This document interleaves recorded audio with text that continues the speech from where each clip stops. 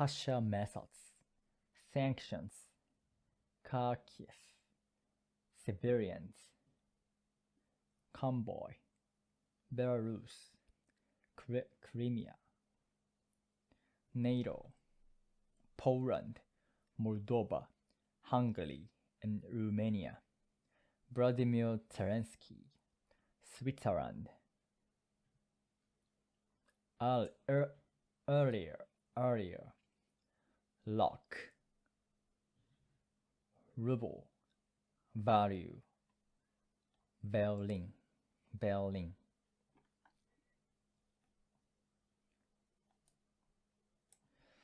Fighting continues in Ukraine despite peace talks.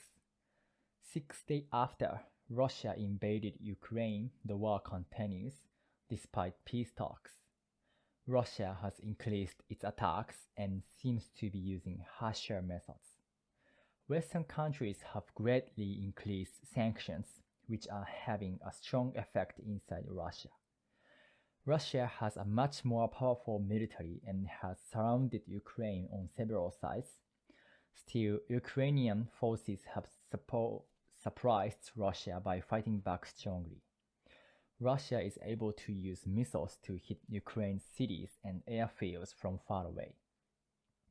Recent missile attacks on Ukraine's second largest city, Kharkiv, show that Russia may no longer be trying to avoid killing civilians. Some people believe Russia may be using weapons that many countries consider illegal. To escape the bombings, many people are hiding out in subway stations in large cities like Kiev and Kharkiv. Russia's forces have been trying for days to take control of the country's capital, Kiev. They may be getting closer to reaching this goal. Satellite images on Monday showed a convoy of military vehicles 40 miles long coming closer to Kiev. Mr. Putin wants to remove Ukraine's current leaders and set up a government that's friendly to Russia. On Monday, members of both sides met in Belarus for talks aimed at ending the fighting.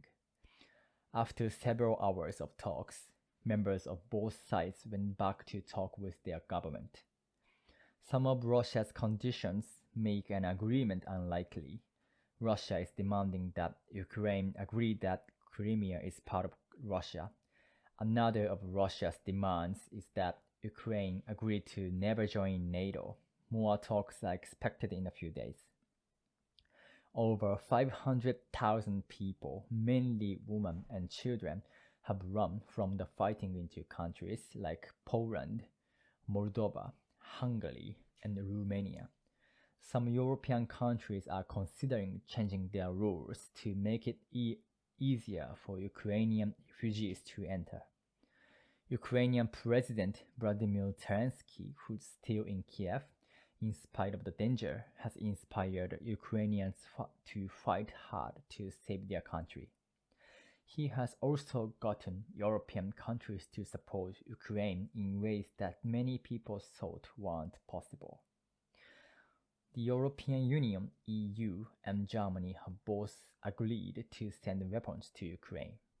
Switzerland, which refused to take sides in both world wars, has joined the EU in many of its sanctions on Russia. Western countries have continued to raise the pressure on Russia by increasing sanctions. They have put punishments in place which target Mr. Putin, his close supporters, and Russia's largest banks. Some countries in Southeast Asia, such as Singapore and South Korea, have joined in the sanctions. In addition to earlier sanctions, Western countries have begun to lock large Russian banks out of an international banking system called SWIFT. This limits Russia's ability to send and receive payments to and from other countries. This is an extremely strong punishment which has hit Russia very hard.